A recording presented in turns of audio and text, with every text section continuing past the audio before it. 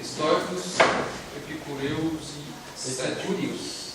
Epicureus no português.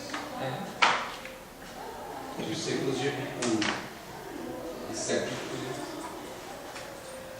A Platão e Aristóteles seguem 6 séculos que podem considerar-se de decadência, com numerosos pensadores secundários, mas que tiveram importância enquanto serviram de conexão entre a ciência grega e a sabedoria cristã. Na primeira parte deste largo período, se podem distinguir 3 correntes de pensamentos principais: os estoicos, os epicureus e os céticos. A característica geral de todos eles está em que a preocupação principal deixa de ser metafísica, como em Platão e Aristóteles, passando a ser exclusivamente moral. Logo, até o começo da era de Jesus Cristo, e como consequência deste acontecimento, a inquietude principal das escolas filosóficas passou de ser puramente moral a ser mais religiosa e mística. Se produz então um retorno aos dois grandes gregos, Aristóteles e sobretudo Platão, e surge o último pensador de nota do paganismo, Plotino. Para todos estes, como temos, a lógica é uma disciplina especial e necessária, ainda que nunca recupere sua verdadeira estatura, pois depende completamente da filosofia a que está associada. Os estoicos concebiam a filosofia como amplitude enciclopédica, como ciência das coisas divinas e humanas. A dividiam em 3 grandes seções: lógica, física e ética, ainda que não coincidiam na ordem em que deviam suceder-se, mas todos subordinavam as 2 primeiras à ética, que era a principal. Dividiam a lógica em 2 partes. Primeira, dialética, que é a principal, e consiste na discussão em forma dialogada, por meio de perguntas e respostas, e segunda, a retórica, na qual a oração flui de maneira contínua e consiste na boa disposição dos raciocínios expressos em forma de dissertação. Os estoicos conservam a lógica formal de Aristóteles com suas ricas classificações, mas em lugar de interpretar o conceito como expressão de uma natureza universal, conceitualismo moderado, o consideram como um simples nome comum, que resume um conjunto de sensações, o que recoloca a um grupo de a um grupo de indivíduos mais ou menos semelhantes, nominalismo.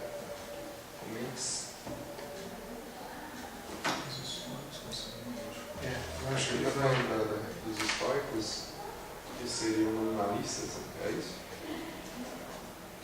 Porque consideram o nome.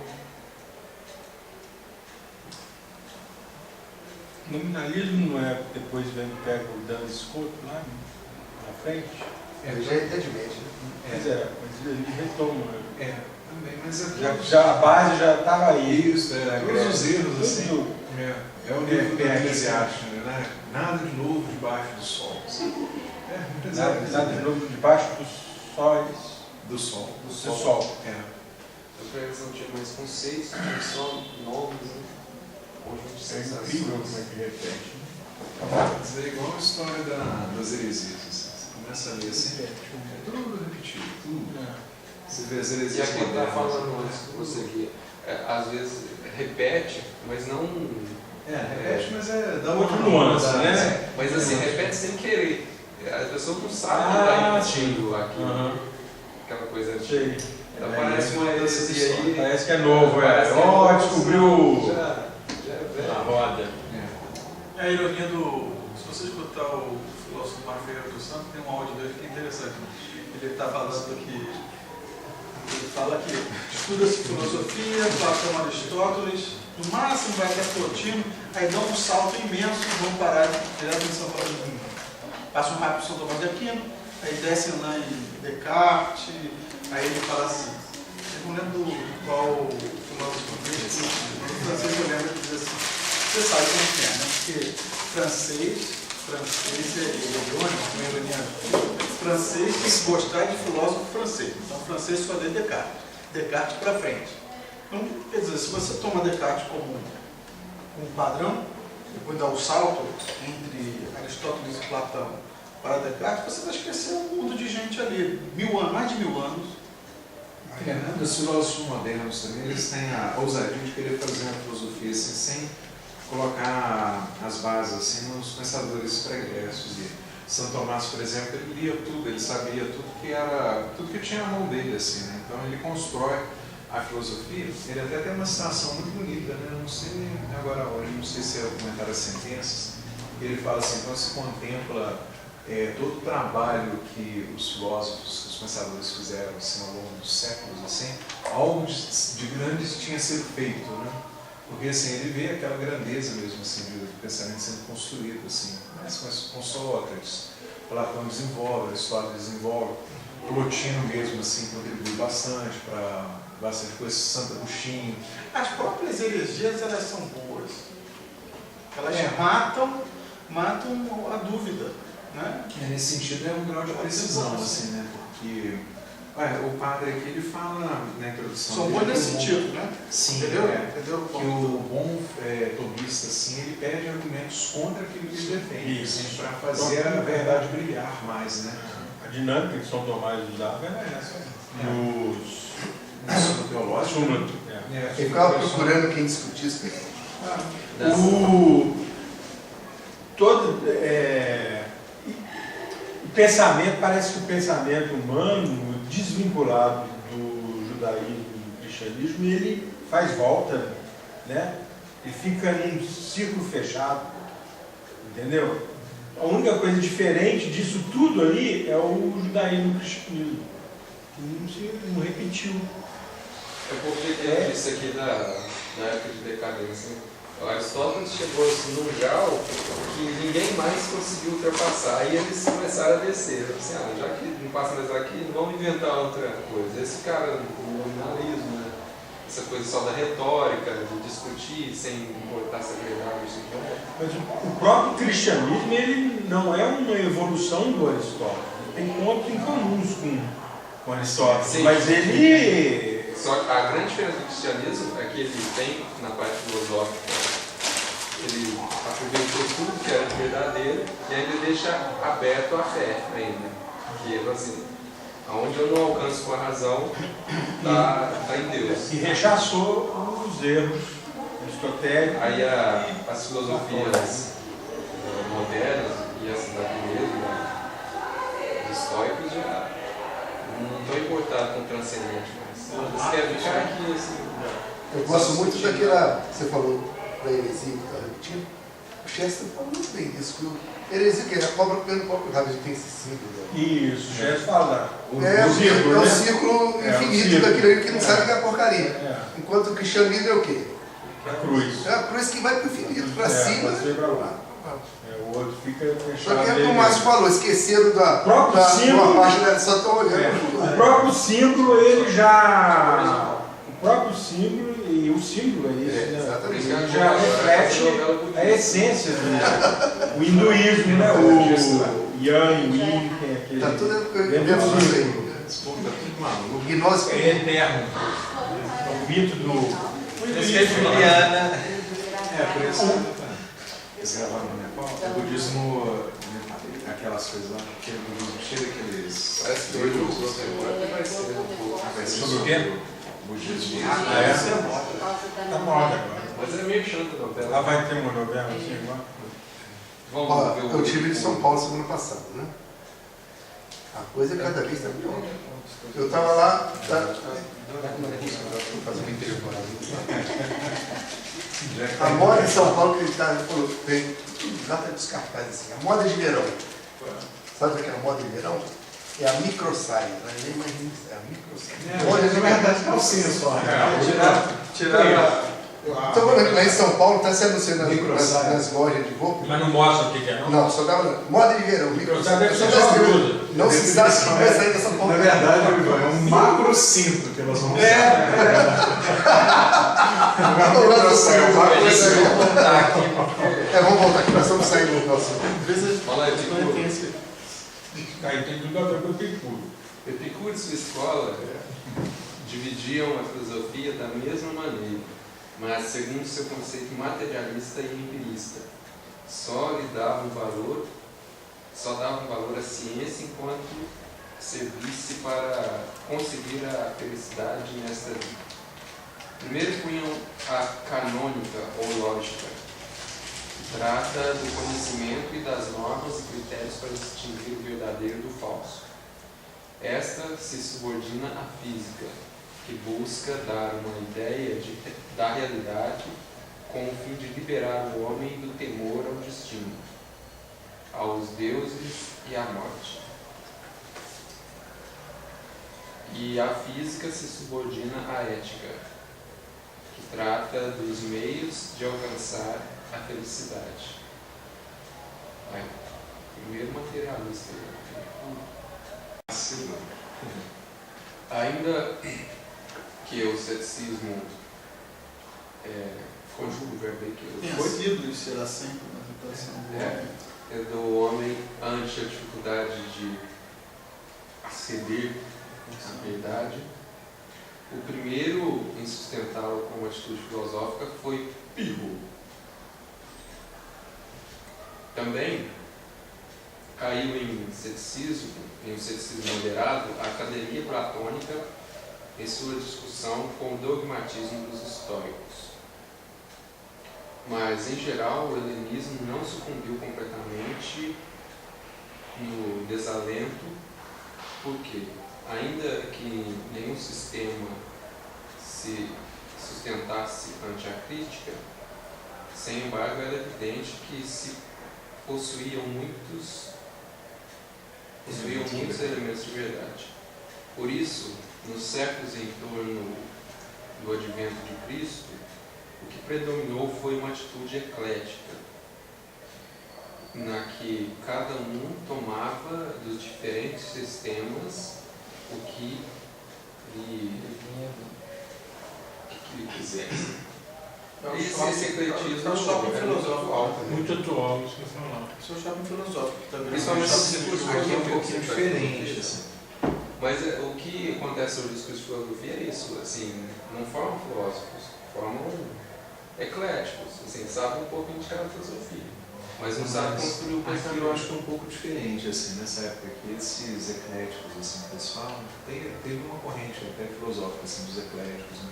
Por exemplo, Cícero era um eclético.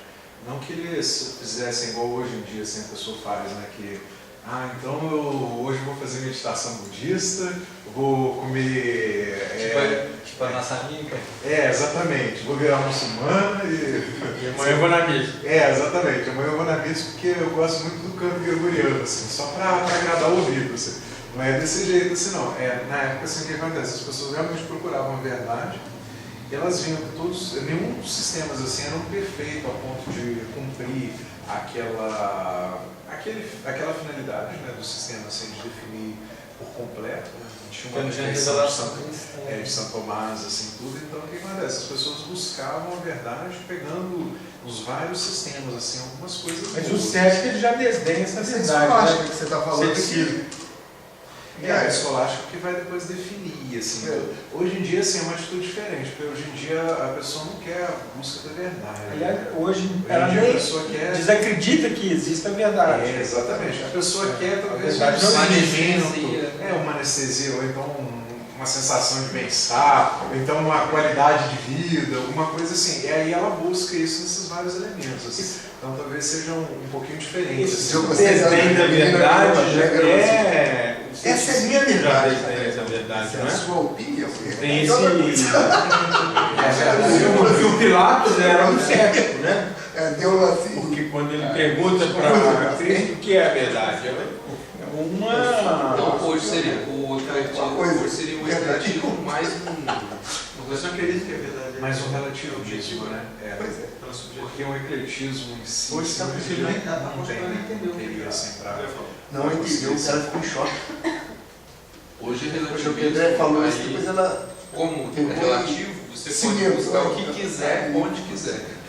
Já que é relativo, então é um ecletismo relativo. Eu uso muito o professor Ferreira, tem um cara meu. Não existe, não tem nada, não existe verdade absoluta. Tudo muda. Eu falei, então quando que não é? Foi de 22 no universidade, quando a pessoa tem. O cara para. É física, tudo. Parece que eu até estou escutando o professor rindo. Aí você dá umas dessas assim pro sujeito e deixa o cara pensando lá. Assim.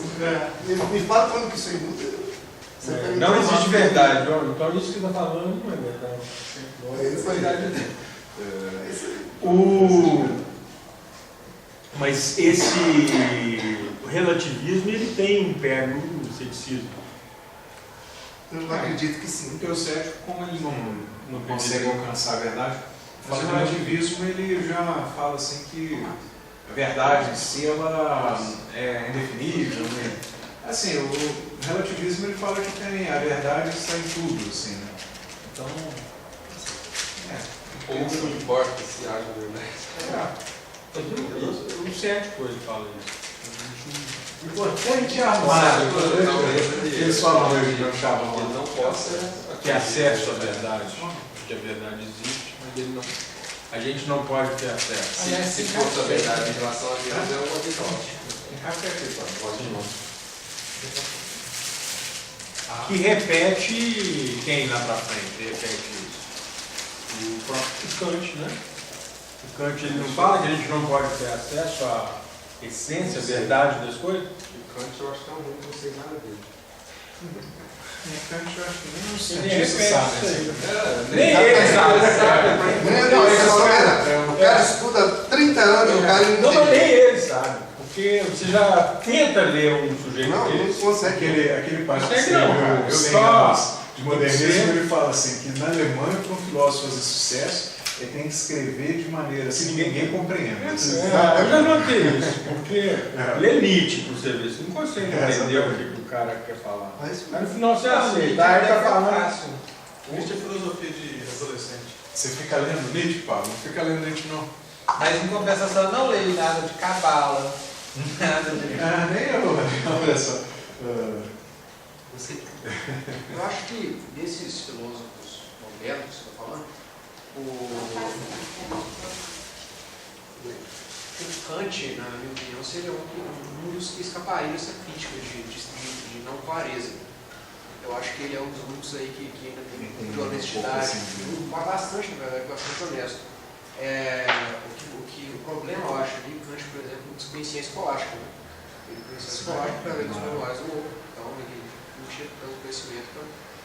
Muitos falam que Kant destruiu o escolástico. Eu falo, ele destruiu sempre sem saber, então ele conhecia o escolástico. Agora, Tá perdoado. Ele tinha uma boa intenção. excelente. É. Kant era um filósofo realmente ponta. Eu li bastante coisa de Kant. Eu acho que essa crítica assim, ela cabe a muitos filósofos da modernidade, né? Aquele famoso dito de Schelling, de que no cartesianismo em diante o livro foi pueril, o livro de filosofia. Eu acho que isso tem um pouco de fundo de verdade, mas em contrapartida, Hegel diria que a filosofia conseguiu fundo firme ali com Descartes. Então você tem ainda esse debate. Mas eu acho que Kant é um para cima, assim, que começa, para baixo, aliás, né, que começa esse esoterismo mesmo, assim, né, filosófico. Né? Mas eu acho que, por exemplo, um filósofo muito cultuado, muito obscuro de ler Heidegger, por exemplo, Heidegger é muito difícil, a leitura é muito... É praticamente impossível você ler Heidegger. O Heidegger é confuso. E concordar Compreendi.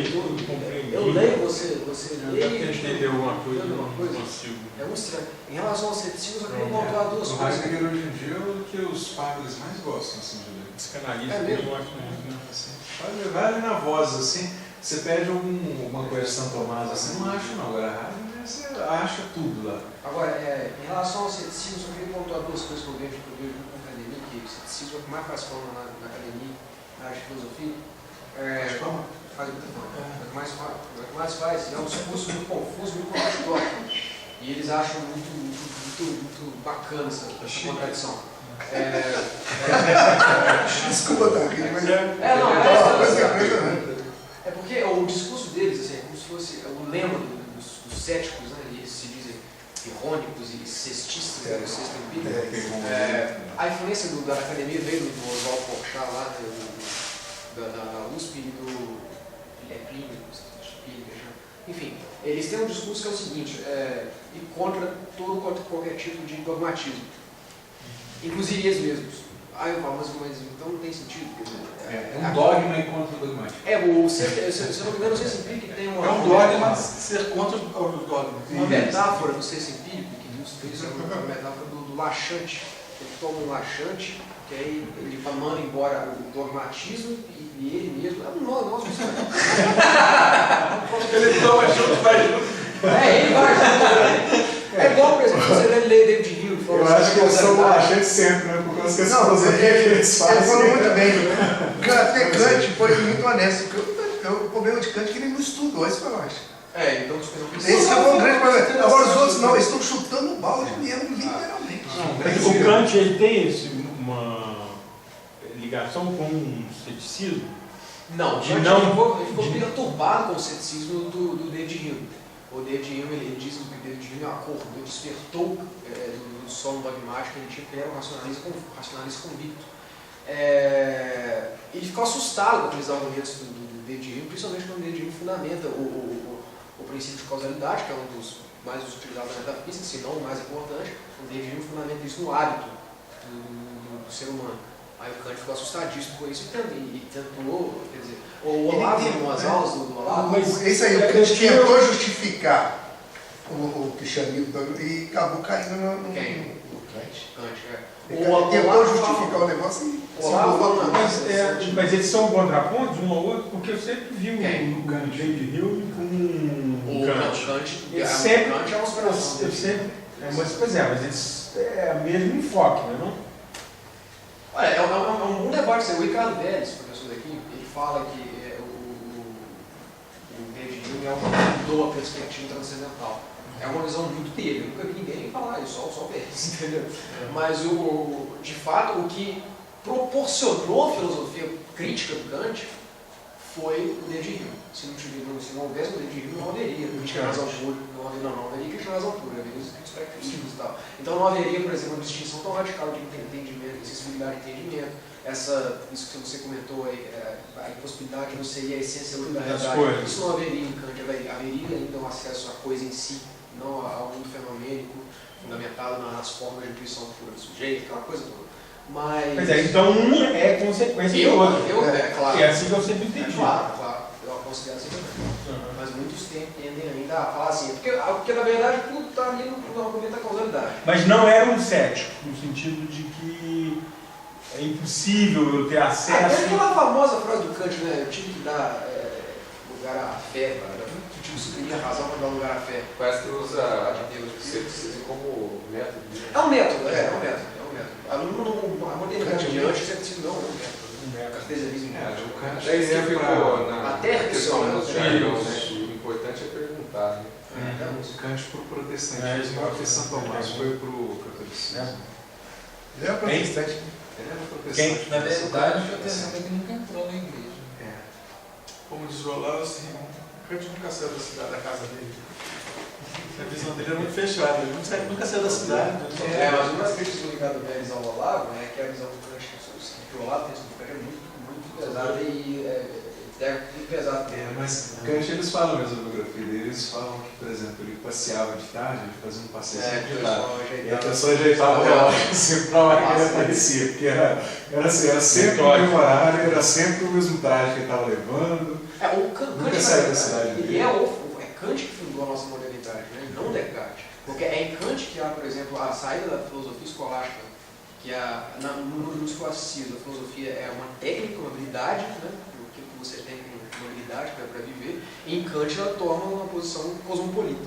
Filosofia cosmopolita, aquela coisa da paz, aquela coisa diferente. Então é ali que Kant é a transição, não Descartes. Descartes também é essa. Mas eu ainda considero Kant honesto. filósofo honesto. Depois, na verdade, você percebe toda besteira, entendeu? Mas a maioria deles Então, meu talvez pensamento. tinha honestidade no pensamento. Não, O problema do Kant é que ele não foi. Começou a piorar Acho assim, também. com Marx. Aí já bagunçou, aí já ficou. Ali é difícil. Por exemplo, na aula do Olavo de Carvalho, ele falando de Lei de Rio, quando você chega, o cara irritado, tipo, tanta coisa esquisita que você vê ali. Você vê, pô, se você acredita naquilo que você está escrevendo, você não deveria estar escrevendo no seu livro. São coisas desse nível. Quando ele fala da causalidade, você não há causalidade, você está escrevendo isso aí para quê? Ele não vira que ele mesmo existe, então você está escrevendo. São outros princípios. Aí você começou a errar. Só que aí o Olavo falou, um aluno perguntou na aula lá, isso naquele curso de história essencial, o aluno perguntou, você acha então que o David Hume era um cara desonesto, sofista? Ele falou, não, eu acho que ele errou, foi um erro, estava em busca da verdade e errou no caminho. Dogmatismo um erro. Não foi uma coisa assim que ele mesmo foi Intencional. Não foi intencional, exatamente. E isso Mas aí você pode estender essa pergunta e falar quem é intencional. porque lá é um ambiente tão assim, muito nítido. Mas então, Se você comenta alguma coisa assim, eu estou me sentindo culpado, essa questão, sabe? Como se fosse ofendendo, sabe? Pejorativamente, essa questão. não vou sentir culpado mais, não. Quer dizer, Tem como você tá morrendo aí, Você cansou, eu vou te olha, eu já vi coisas tão bizarras lá, como por exemplo, eu estou defendendo o princípio moral, o princípio moral se resume àquilo que te deixa bem, te agrada, é bom, aquilo que te desagrada é ruim, acabou, é simples. O psicopata feio. Tá feito, é isso aí. Não sabe, mas você vê os caras defendendo. Você viu o Richard Dawkins também hoje? Dawkins, essa semana aí, falou que aceita pedofilia leve. Você até no meu Facebook. Ele falou, isso não faz mal pra ninguém. Inclusive eu só aprovo, porque quando eu era pequeno, meu professor brincava com meu bilu-bilau. Que isso? Richard Dawkins Falou isso, né? falou que foi molestado. O professor E falou pôs a que mão nas você calças aceita. dele. explicado então, Como a prova de que isso não tem. Eu falei, olha, eu acho que pelo contrário. Pensei comigo. Que dizer assim, que não dá sequela. Que não dá sequela. A prova é dele. Mas não deu sequela dele, ué. Pra ele ficar escrevendo. Eu quase perguntei se era pro compadre. Agora tá explicado. Porque pra ter raiva da igreja, assim, às vezes eu pergunto, os caras que têm ódio, assim, eu falo, não é possível, isso fala por Deus, cara. Porque pra ter um ódio de parte da igreja assim, que é isso, que esse professor era um pedófilo. Tirou por um maluco toda a igreja, né? Agora tem motivo. Vamos voltar aqui no texto. A tendência principal entre os peripatéticos que constituíram Continuaram com o Liceu de Aristóteles foi justamente o ecleticismo. Não, eu estava lendo ecletismo, agora que eu reparei que ecletismo. O 10º sucessor na direção do Liceu, Andrônico de Rhodes, editou as obras completas de Aristóteles até o ano 50 a.C., que haviam estado muito tempo perdidas. Escreveu um tratado sobre a divisão, tema lógico, e comentou a física e as categorias. Defendeu a doutrina aristotélica contra os ataques de seus contemporâneos, mas sua atitude é eclética, admitindo elementos históricos. Na recuperação do aristotelismo se destaca a Alexandre de Afrodísia, até o ano 200 d.C., quem comentou as obras do Sagirita com profundidade, tanto que chegou a ser chamado o segundo Aristóteles. Se conservam seus comentários aos tópicos e aos primeiros analíticos. Exerceu um grande influxo em Plotino. Entre os romanos, mais práticos que especulativos, se deu o ecletismo mais decidido. Amantes do Bom dizer. bem dizer, cultivam a lógica e a retórica. A tópica atrepástio de Cícero. É Cícero? Ou é outro? Cícero. É o próprio, é o Cícero. É o Kíquero, como diz O o Kíquero, né? Como diz a pronúncia restaurada. não cairá nunca das mãos dos escolásticos cristãos. Em geral, seguem aceitando a divisão estoica da filosofia em 3 partes. E quais eram as 3 partes? Era a filosofia, A dialética e a física. Né? Não. Ok. Ele fala aqui, ó, né? Física, ética e lógica. Dialética, retórica. Não, Lógica, física e ética. Tá. Lógica, física e ética. O grande preâmbulo na metodologia do Redentor para levar-nos à verdade se havia cumprido.